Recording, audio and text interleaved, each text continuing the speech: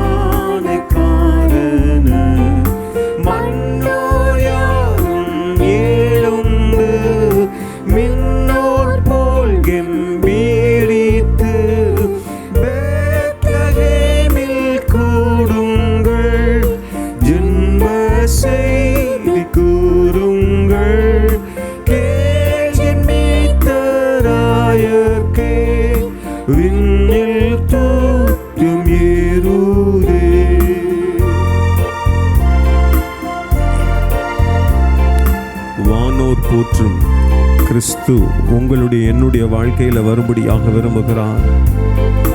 வானோர் போற்றும் கிறிஸ்துவே, லோகம் ஆளும் நாதரே, ஈற்று காலம் தோன்றி நீ கண்ணீடம் பிறந்தே, வாழ்க நார தெய்வமே, அவதாரமே, நீரிமானுவேலன்பாய் பாரில் வந்தீர் மாந்தனா, நீரி மீட்டராயர்க்கே விண்ணீர் தோற்றும் ஏறுதே. இயேசு ஒருவருக்கே துதி கன மகிமை நம்ம செலுத்தும்படியாக அழைக்கப்படுகிறோம். வாழ்க சாந்த பிரபுவே, வாழ்க நீதி சூரியனே, மீட்பராக வந்தவர், ஒளி ஜீவன் தந்தவர், மகிமையை வெறுத்து ஏழை கோலம் எடுத்து சாவை வெல்ல பிறந்தே, மறு ஜென்மம் அளித்தே, கேள்வி மீட்பராயர்க்கே விண்ணில் தோற்றும் ஏறுதே. உங்களுக்காக எனக்காக வந்தவர் ஆண்டவர். ஹல்லேலூயா. அப்படியே கண்களை மூடுவோமா? ஒரு சில நிமிடங்கள் மாத்திரம் அப்படியே ஆராதனை செய்ய போகிறோம். எனக்கு அருமையான தேவ ஜனமே, உங்களுக்காக எனக்காக பாவத்தை ஏற்றுக்கொண்டார் அவர். ஹல்லேலூயா. நீங்களும் நானும் பாவங்களுக்கும் சாபங்களுக்கும் மீட்டெடுக்கப்படும்படியாகவே ஏசப்பா இந்த உலகத்திற்கு வந்தார். உங்களுக்கு எனக்கும் சந்தோஷத்தை கொடுக்கும்படியாக ஏசப்பா வந்தா, உங்களுக்கு எனக்கும் மாற்றத்தை நீங்கள் நானும் பெற்றுக்கொள்ளும்படியாகவே ஏசப்பா இந்த உலகத்திற்கு வந்தார். ஆகவே அதை உணர்ந்த வண்ணமாக, ஆண்டவரே உமக்கு நன்றி என்று சொல்லி சொல்லுங்க. யாரும் மௌனமாக இருக்க வேண்டாம். ஏசப்பாவுடைய ஒரு பிறப்பு உங்களுக்கு எனக்கு ஒரு பெரிய மகிழ்ச்சி. பயந்து கொண்டிருந்த மேய்ப்பர்கள் அன்றைக்கு அவர்களை பார்த்து ஒரு நற்செய்தியை சொன்னான் தேவதூதன். அது என்ன? உங்களுக்கு இரட்சகர் இன்றைக்கு பிறந்திருக்கிறார். ஒரு மிகுந்த மகிழ்ச்சி உண்டாயிற்று. லூக்கா 2ஆம் அதிகாரம் 13-14 எடுத்து வாசித்து பார்க்கும் பொழுது அங்கே ஒரு மிகுந்த மகிழ்ச்சி. காரணம் என்ன? அந்த மகிழ்ச்சிக்கு காரணம் என்ன? அந்த பாடலுக்கு காரணம் என்ன? அந்த ஃபர்ஸ்ட் கேரல்ஸுக்கு காரணம் என்ன? இயேசப்பா உங்களுக்காக எனக்காக இந்த உலகத்தில் வந்தார். அவர் மீட்பர், அவர் இரட்சகர், அவர் சந்தோஷத்தை தருகிறவர், அவர் சமாதானத்தை கொடுக்கிறவர். நல்ல நன்றி செலுத்துவோம். வாய்களை திறந்து ஆண்டவரே நன்றி செலுத்துங்க. ஆண்டவரே எனக்காக எங்களுக்காக வந்தீரே. ஆண்டவரே உங்களுக்கு நாங்கள் நன்றி மாத்திரம் செலுத்துகிறோம். கோடி நாவுகள் இருந்தாலும் ஆண்டவரே உம்மை துதிப்பதற்கு அது தகுமோ? ஆண்டவரே அப்பா நாங்கள் எண்ணி பார்க்கிறோம். நன்றி மாத்திரம் செலுத்துகிறோம். நமக்கு கொடுக்கப்பட்ட பாலகன் மூலமாக நமக்கு அதிசயம் உண்டு, அற்புதங்கள் உண்டு என்று வேதம் சொல்லுகிறது. எண்ணி பார்த்து கர்த்தர் உம்முடைய நாமத்திற்கு நாங்கள் நன்றி மாத்திரம் செலுத்துகிறோம். கர்த்தர் ஆகிய உம்முடைய நாமத்திற்கு நாங்கள் நன்றி மாத்திரம் செலுத்துகிறோம் சுவாமி. அப்பா எங்களை நாங்கள் ஒப்பு கொடுக்கிறோம். எங்களுக்காக வந்த பாலகனே உம்முடைய கரத்தில் எங்களை நாங்கள் தாழ்த்தி ஒப்பு கொடுக்கிறோம்.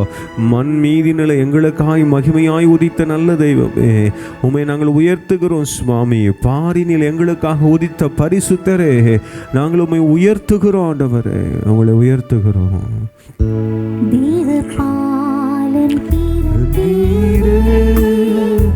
மணிக்கோலம் ஏற்றீரே, வானலோகம் துறந்தீரே, இயேசுவே நீர் வாழ்க வாழ்கவே. தேவபாலன் பிறந்தீரே, மணிக்கோலம்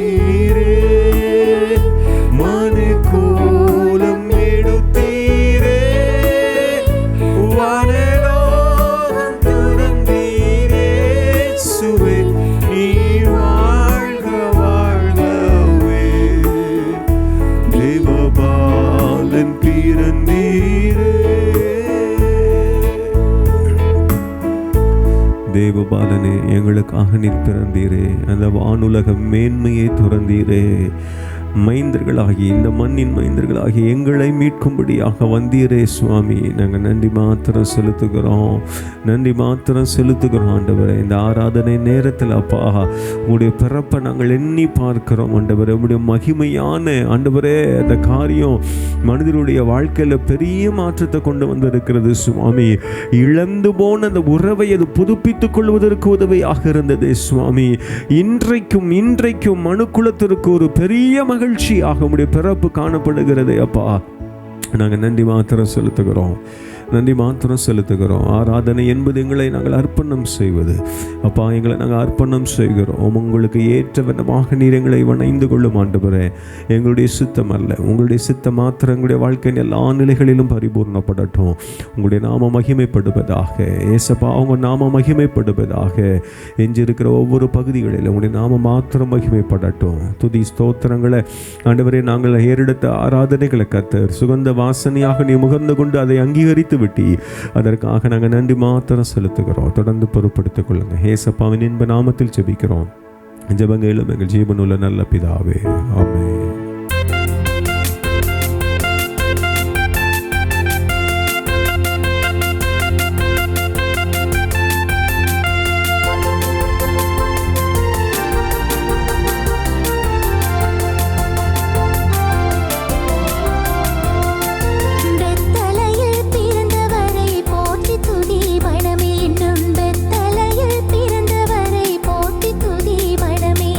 சர்வத்தையும் படித்தார்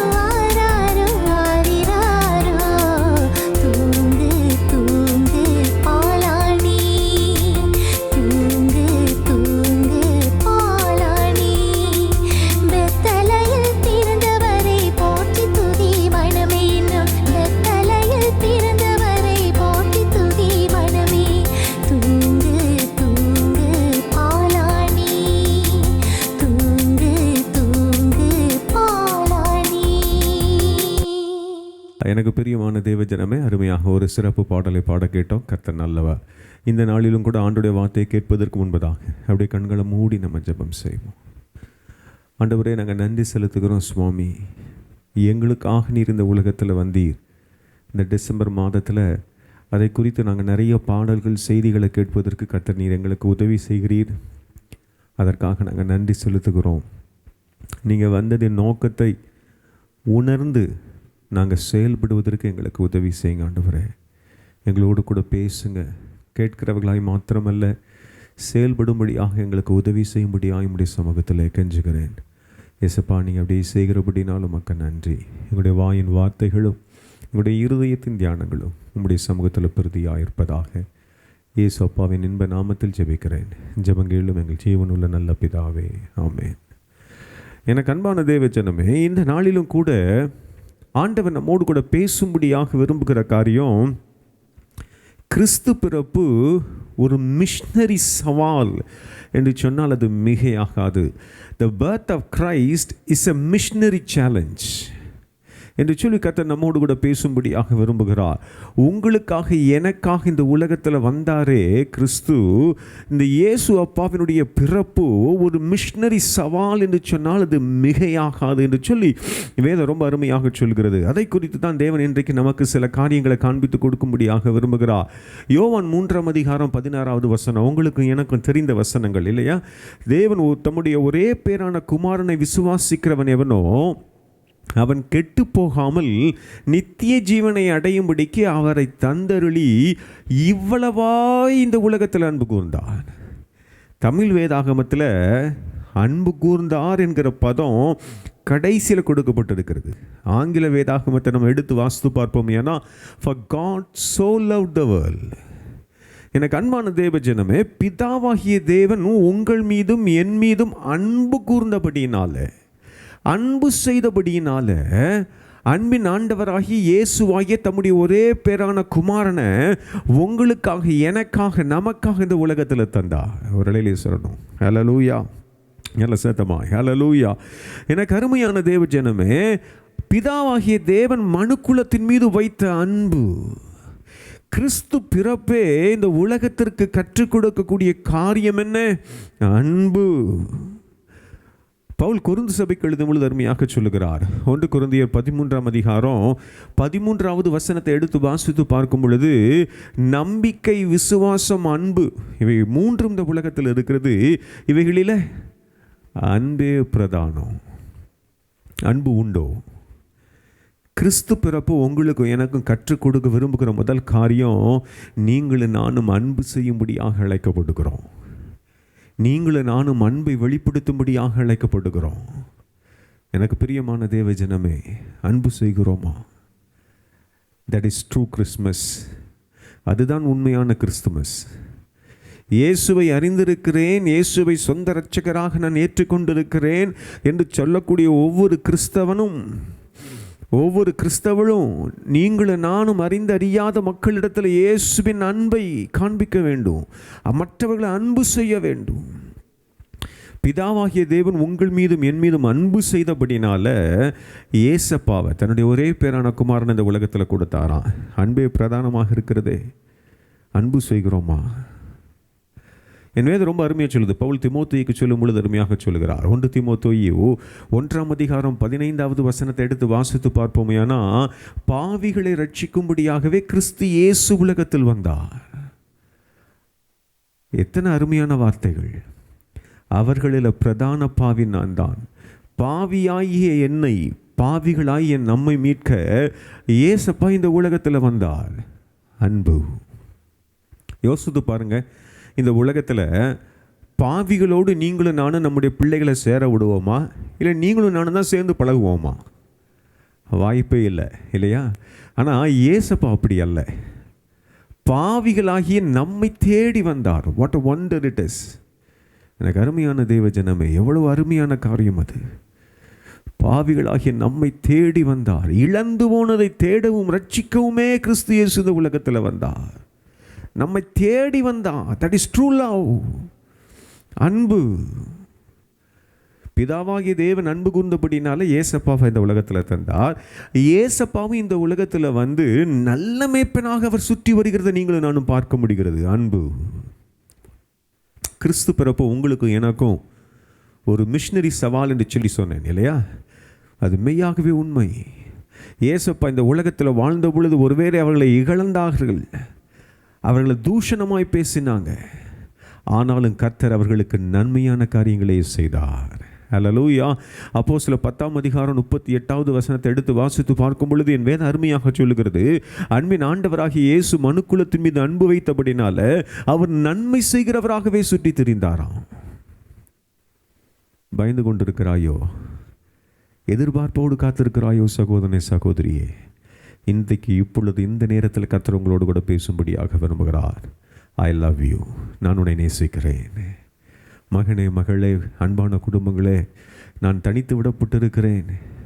தேவைகள் அதிகமாக இருக்கிறது. ஆண்டவரே, எனக்கு உதவி செய்வதற்கு மனிதர்கள் இல்லையே, நான் என்ன செய்யட்டும் என்று சொல்லி கொண்டிருக்கிறாயோ?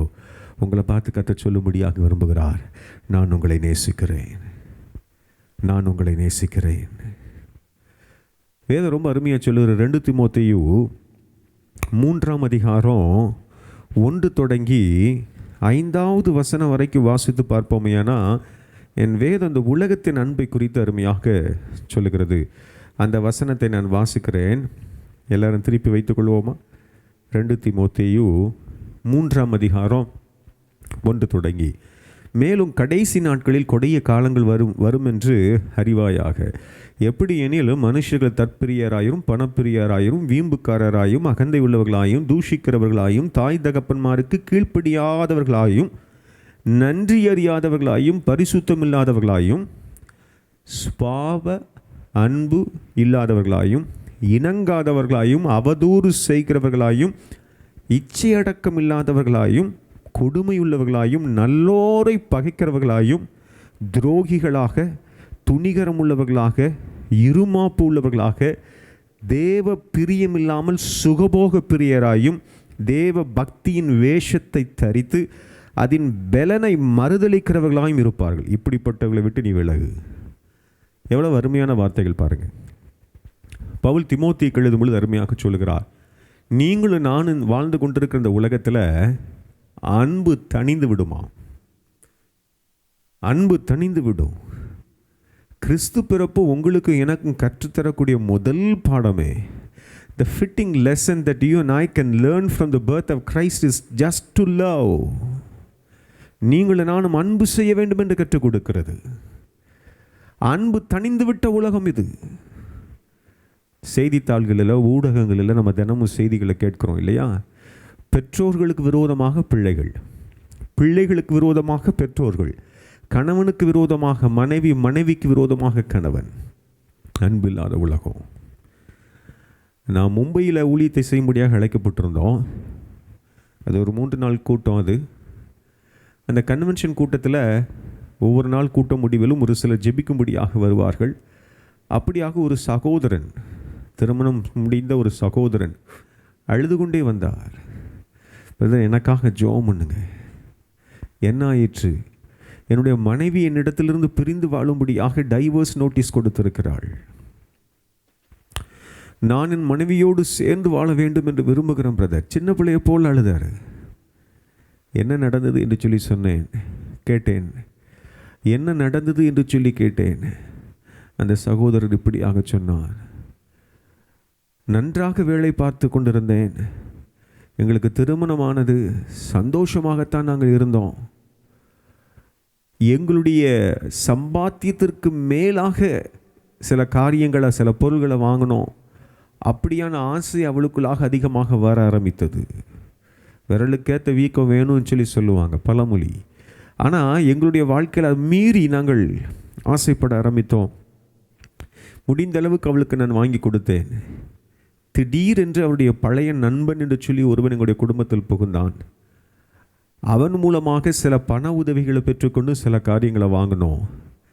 இறுதியில் வாழ்க்கை வித்தியாசமாக மாறிப்போனது. ஒரு நாள் என்னுடைய மனைவி, உங்களோடு வாழுவதற்கு எனக்கு பிடிக்கவில்லை, குற்ற மனசாட்சி என்னை உறுத்துகிறது, நான் தவறு செய்து விட்டேன் என்று சொல்லி என்னிடத்தில் சொல்லிவிட்டு சென்று விட்டாள். நானும் எத்தனையோ முறை அவளிடத்தில் பேசினேன். பரவாயில்லை, நீ தவறு செய்தாலும் பரவாயில்லை, நான் உன்னை ஏற்றுக்கொள்ளுகிறேன், நான் அன்பு செய்ய விரும்புகிறேன், வந்துவிடு, இந்த பழையவைகளாக போகட்டும், புதிய ஒரு வாழ்க்கையை தொடங்குவோம், தவறு செய்து விட்டாய், இருந்தாலும் பரவாயில்ல, உன்னை நான் ஏற்றுக்கொள்ளுகிறேன்.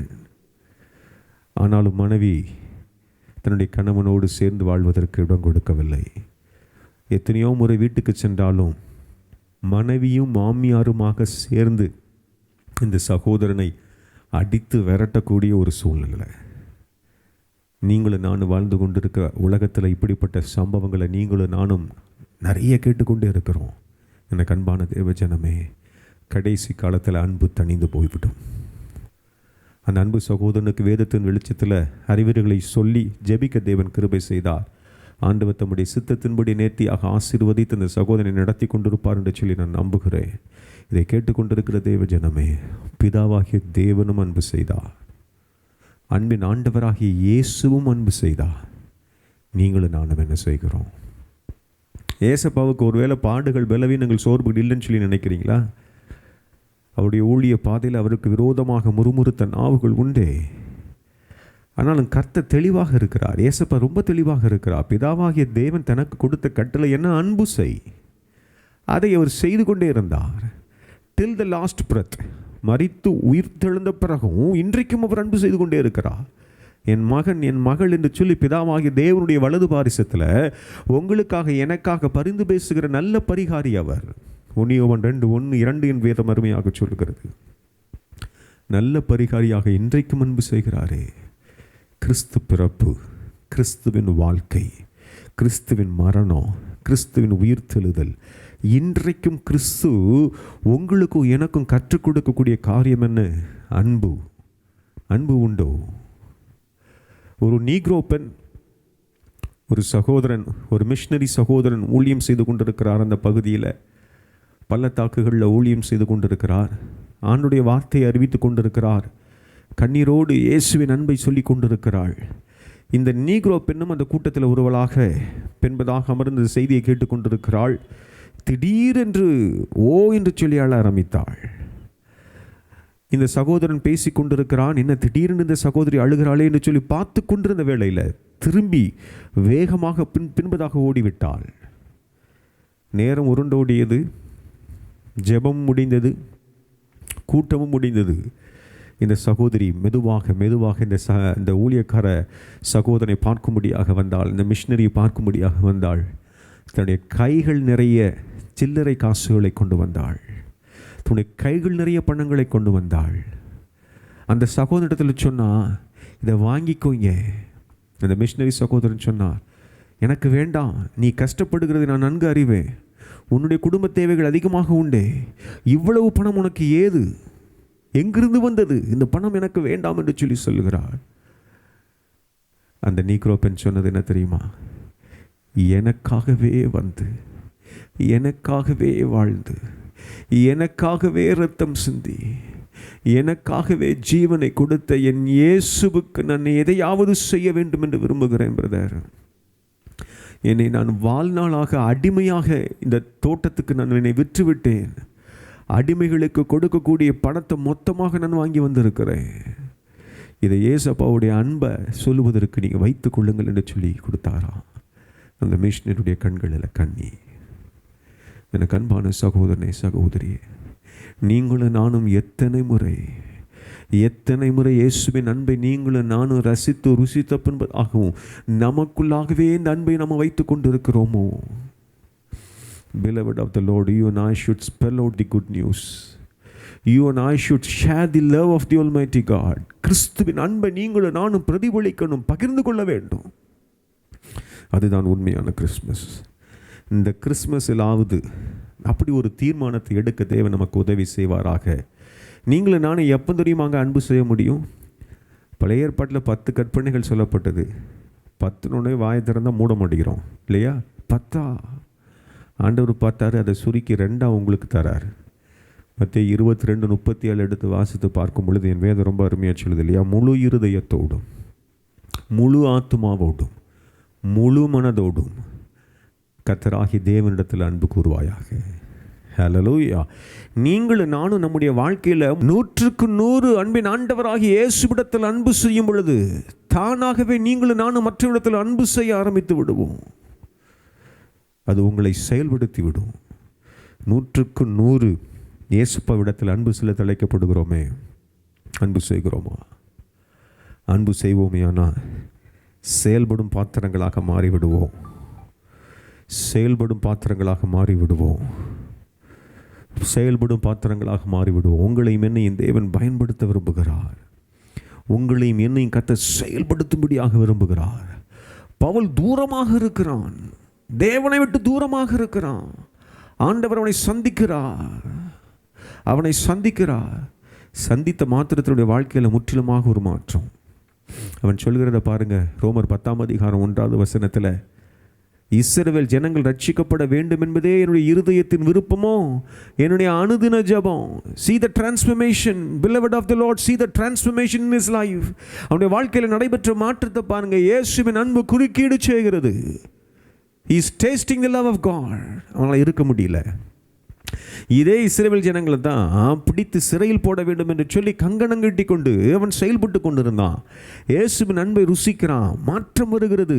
அவர்கள் ரட்சிக்கப்படணும், அவர்கள் இயேசுவை அறிய வேண்டும் என்பதில் தீவிரமாய் செயல்படுகிறான்.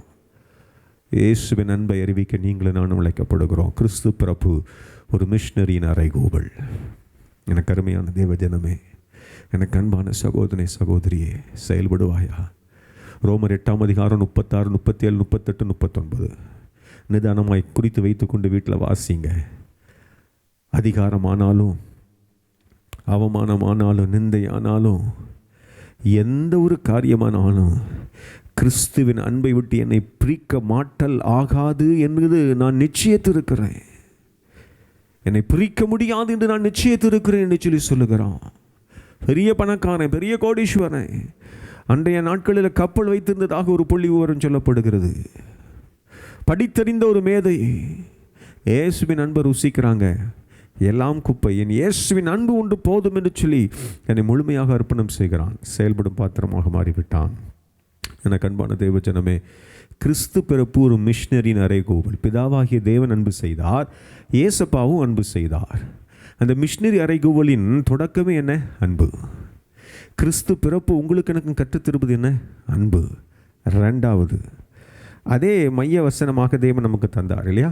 யோவான் 3:16 நம்ம எடுத்து வாசித்து பார்க்கும் பொழுது, தேவன் தம்முடைய ஒரே பேரான குமாரனை விசுவாசிக்கிறவன் எவனோ அவன் கெட்டு போகாமல் நித்திய ஜீவனை அடையும்படிக்கு அவரை தந்தருளி அப்படின்னு சொல்லி வேதம் ரொம்ப அருமையாக சொல்லுது இல்லையா? அவரை தந்தருளி. கிறிஸ்து பிறப்பு உங்களுக்கும் எனக்கும் கற்றுக் கொடுக்கக்கூடிய ரெண்டாவது பாடம் என்னென்னா தியாகம். முதல்ல அன்பு, ரெண்டாவது தியாகம், சாக்ரிஃபைஸ். தியாகம் உண்டோ? பிதாவாகிய தேவன் தம்முடைய ஒரே பேரான குமாரனாகிய இயேசுவை உங்களுக்காக, எனக்காக, நமக்காக தியாகம் செய்தார். நீங்கள் நானும் ஒருவேளை நம்முடைய குருவானவர்களோ பாஸ்டர்ஸோ உங்கள் வீட்டு கதவை தட்டி உங்களுடைய பிள்ளைகளை ஊழியத்துக்கு தந்துருங்க அப்படின்னு சொல்லி கேட்டால் ஒருவேளை 99% வேண்டாம் என்று தான் சொல்லுவோம். இல்லை 95% ஆச்சும் தள்ளிடுவோம். 5% இல்லை 1% வேணும்னா அனுப்புகிறேன் பிரதர், அனுப்புகிறேன் பாஸ்டர், அனுப்புகிறேன் ஐயா அப்படின்னு சொல்லி சொல்லுவோம்.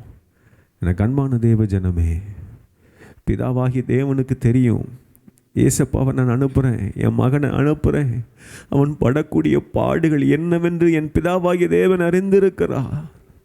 ஆனாலும் அன்பு, ஆனாலும் அந்த தியாகம், நான் தியாகம் செய்கிறேன் என்னுடைய மகனை. What a love! இந்த வசனம் எப்பொழுதுமே என்னை அழ வைக்கக்கூடிய வசனம். எனக்கு பிரியமான தேவ ஜனமே, எனக்கு அன்பான சகோதரனே, சகோதரியே, அன்பின் ஆண்டவராகிய இயேசு உங்களுக்காக எனக்காக தியாகமாக கொடுக்கப்பட்டார். அந்த தியாகத்தின் வடிவம் அவரும் சும்மா இருந்து விடலை, தனக்கென்று எதையும் சேர்த்து வைத்து விடலை. அவருக்கு பின்பதாக ஒரு பெரிய கூட்டம், அவருக்கு பின்பதாக ஒரு பெரிய கூட்டம்.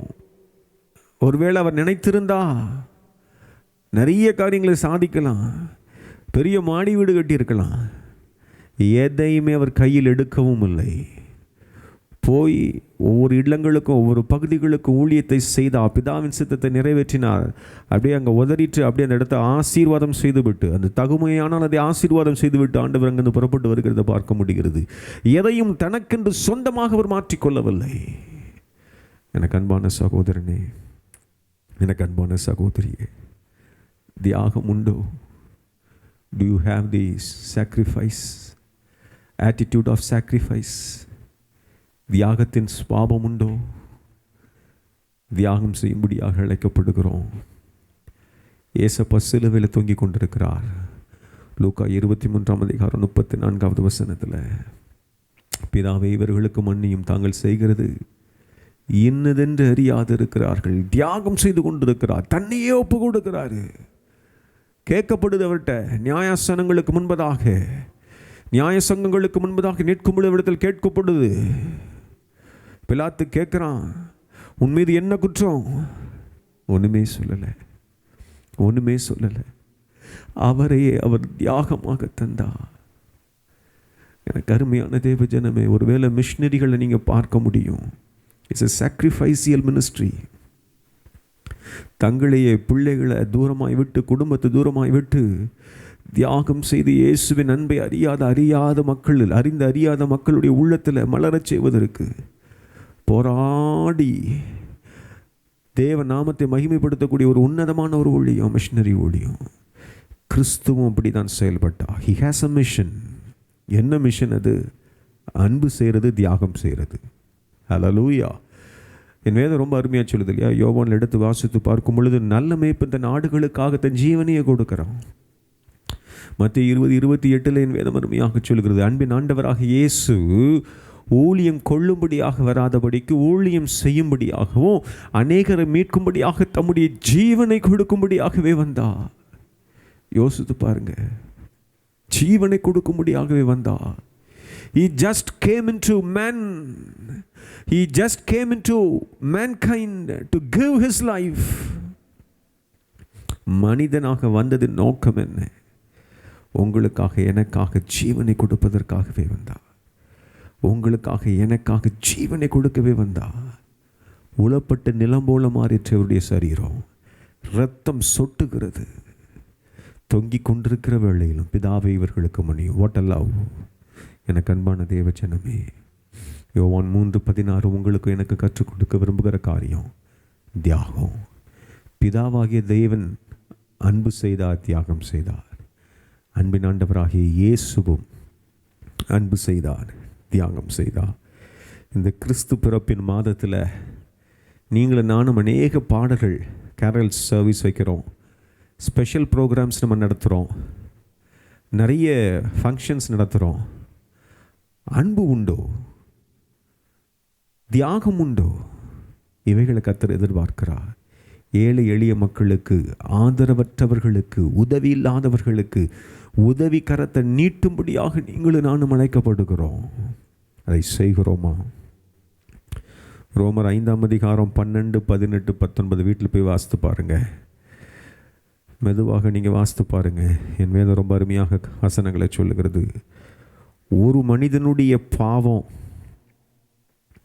ஒரு மனிதனுடைய மீறுதல், ஒரே மனிதனுடைய மரணத்தின் மூலமாக உங்களுக்கும் எனக்கும் கிடைக்கப்படுகிறது என்று சொல்லி வேதம் அருமையாக சொல்லுகிறது. ஆதாம் பாவம் செய்கிறான், அதனால் உலகம் பாவத்துக்குள்ளே வருது. உங்களையும் என்னையும் மீட்கும்படியாக ஒரு மனிதனுடைய கீழ்ப்படிதல், அன்பின் ஆண்டவராகிய இயேசுவினுடைய கீழ்ப்படிதல், அவர் தன்னை தாழ்த்துகிறார். கலாத்தியர் 3:13 மாத்திரம் நான் வாசிக்கும்படியாக விரும்புகிறேன். திருப்பி வைத்துக் கொள்ளுங்க. கலாத்தியர் 3:13 நான் வாசிக்கிறேன். மரத்திலே தூக்கப்பட்ட எவனும் சபிக்கப்பட்டவன் என்று எழுதியிருக்கிறபடி கிறிஸ்து நமக்காக சாபமாகி நியாயப்பிரமாணத்தின் சாபத்திற்கு நம்மை நீங்களாக்கி மீட்டு கொண்டார். ஹல்லேலூயா! சத்தமாக சொல்லுங்க, ஹல்லேலூயா! அன்பின் ஆண்டவராகிய இயேசு உங்களுக்காக எனக்காக அவரை சாபமாக சிலுவையில் ஒப்பு கொடுக்கிறார். What a sacrifice! என்ன ஒரு தியாகம், என்ன ஒரு தியாகம் அது. யோசித்து பாருங்க. நீங்களும் நான் அப்படி செய்வோமாங்க? உங்களையும் என்னையும் மீட்கும்படியாக அவர் தன்னை சாபத்திற்கு ஒப்பு கொடுக்கிறார். சிலுவையில் தூக்கப்பட்ட எவனும் சபிக்கப்பட்டவன் என்று எழுதியிருக்கிறபடி கிறிஸ்து உங்களுக்கும் எனக்கும் நியாயப்பிரமாணத்தின் மூலமாக வரக்கூடிய அந்த சாபத்திற்கு ஏதுவான காரியங்களிலிருந்து உங்களையும் என்னை மீட்டுக் கொடுக்கும்படியாக மீட்டுக் கொள்ளும்படியாக சிலுவை மரணத்தை அவர் தெரிந்து கொண்டா. தியாகம் உண்டோ? தியாகம் உண்டோ? நம்ம ஜெபிக்க போகிறோம். எனக்கு அன்பான தேவ ஜனமே, ஒருவேளை மிஸ்ஸஸ் கிரகாம் ஸ்டெயின்ஸ் உங்களுக்கு தெரியும், மதர் தெரேசா அவர்களையும் உங்களுக்கு தெரியும். அன்பை வெளிப்படுத்தினார் மதர் தெரேசா. அநேக சம்பவங்கள் உண்டு. ஒரு முறை அந்த பட்டணத்தில் சென்று கொண்டிருக்கும் பொழுது அவரை இகழ்ந்து பேசினவர்கள் காரி துப்புனாங்களாம் மூஞ்சில். அதையும் துடைத்து விட்டு அவர்களிடத்திலும் அன்பு செய்தாராம். குஷ்டரோகம் பிடித்தவர்களை, உலகம் அநாதைகளாக விட்டவர்களை அள்ளி அரவணைத்து முத்தமிட்டு அன்பு செய்து தியாகத்தோடு அவர்களுக்கு சேவை செய்தார்களாம். மிஸ்ஸஸ் கிரகாம் ஸ்டெயின்ஸும் அப்படியாக தன்னுடைய கணவனையும் பிள்ளைகளையும் இழக்க கொடுத்தார்கள். ஆனாலும் கூட இயேசுவே, நான் அந்த சகோதரனையும் அந்த குழுவையும் நான் மனதார மன்னிக்கிறேன். இன்றைக்கும் அந்த இடத்துல தன்னுடைய அன்பையும் தியாகத்தையும் வெளிப்படுத்தும் வண்ணமாக வாழ்ந்து கொண்டிருக்கிறார்கள். ஒருவேளை திரும்ப சென்றிருக்கலாம், தன்னுடைய நாட்டிற்கு செல்லவில்லை, மாறாக செயல்படும் பாத்திரங்களாக மாறிவிட்டாங்க. எனக்கு அன்பான தேவ ஜனமே, எனக்கு அன்பான சகோதரனே சகோதரியே, கிறிஸ்து பிறப்பு ஒரு மிஷனரி சவால். Birth of Christ is a missionary challenge. மிஷனரினா என்னங்க? a man with a mission. ஏசப்பா ஒரு குறிக்கோளோடு வாழுகிறார். பிதாவாகிய தேவன் குறிக்கோளோடு செயல்படுகிறார். என்ன குறிக்கோள் அது? அன்பு செய்யணும், தியாகம் செய்யணும். அதை நிறைவேற்றி முடித்தார் பிதாவாகிய தேவன். அன்பின் ஆண்டவராகிய இயேசு அதை நிறைவேற்றுகிறார். நீங்களும் நானும் நிறைவேற்றும்படியாக அழைக்கப்படுகிறோம். எனக்கு, என் குடும்பத்திற்கு கேட்டு பழகிட்டோம். கொடுத்து பாருங்க, தியாகம் செஞ்சு பாருங்க. கர்த்தர் உங்களை ஆசீர்வதிக்கிறத உங்களுடைய கண்கள் பார்ப்போம். கண்களை மூடுவோமா? இருக்கிற எல்லாரும் கண்களை மூடுவோம். Thank you Jesus. எல்லாரும் கண்களை மூடும், பயபக்தியோடு எல்லாரும் கண்களை மூடுவோம். அன்பு கூறுவே இன்னும் அதிகமாய் ஆராதிப்பே, இன்னும் ஆர்வமாய் அன்பு கூறுவேன், இன்னும் அதிகமாய் ஆராதிப்பேன், இன்னும் ஆர்வமாய். சொல்லுவோமா? ஆண்டவரே, முழு மனதோடு முழு ஆத்துமாவோடும் இடத்துல அன்பு கூறுவேன். அந்த கற்பனையின் 2வது பகுதி, உன்னை நீ நேசிப்பது போல பிறனையும் நேசி. ஆண்டவரே, அன்பு செய்து தியாகத்தோடு நாங்கள் செயல்படுவோம். ஆண்டவரே, அப்படியே அர்ப்பணம் செய்யுங்க. நீங்கள் அர்ப்பணிக்கிற அந்த வேளையில் கர்த்தர் உங்கள் மீது தம்முடைய அன்பின் அற்புதத்தின் கரத்தை வைக்க விரும்புகிறார். சகோதரி சகோதரி, அன்பான குடும்பங்களை, சபைகளை, இதை பார்த்து கொண்டு இருக்கிற தேவ ஜனமே, இதை ஒருவேளை இயேசுவை அறியாத மக்கள் பார்த்து கொண்டு இருப்பீர்களே. ஆனால் இயேசப்பா உங்களுக்காகவும் வந்தார். உங்கள் மீதும் அவர் அன்பு வைக்கிறார். உங்களையும் நேசிக்கிறார். உங்களுக்காகவும் தன்னுடைய ஜீவனையை தியாகமாக கொடுத்தவர் அவர். இயேசுவே எனக்கு உதவி செய்யும் என்று சொல்லி கேளுங்க. ஆண்டவர் உங்களுக்கு அற்புதங்களை செய்வார். ஆண்டவரே, இந்த நாளில் இந்த ஜெபத்தில் இணைந்து ஜெபித்து கொண்டிருக்கக்கூடிய சகோதர சகோதரிகள், அன்பான குடும்பங்கள் ஒவ்வொருவரையும் கரத்தில் ஒப்பு கொடுக்கிறேன். அப்பா, பரத்திலிருந்து நம்முடைய ஆணிகள் கடாவப்பட்ட அன்பின் அற்புதத்தின் கரம் நீட்டப்படுவதாக, நீட்டப்படுவதாக, நீட்டப்படுவதாக. அப்பா, எங்களுக்காக அன்பை வெளிப்படுத்தினீர், தியாகத்தை வெளிப்படுத்தினீர். அதே தன்மைகள், அதே குணாதிசயங்களை நாங்களும் எங்களுடைய வாழ்க்கையில் அணுதின அலுவல்களில் வெளிப்படுத்த எங்களுக்கு உதவி செய்யும். Help us to reflect love and sacrifice, O Lord. கிறிஸ்து பிறப்பதை எங்களுக்கு கற்றுத்தருகிறது.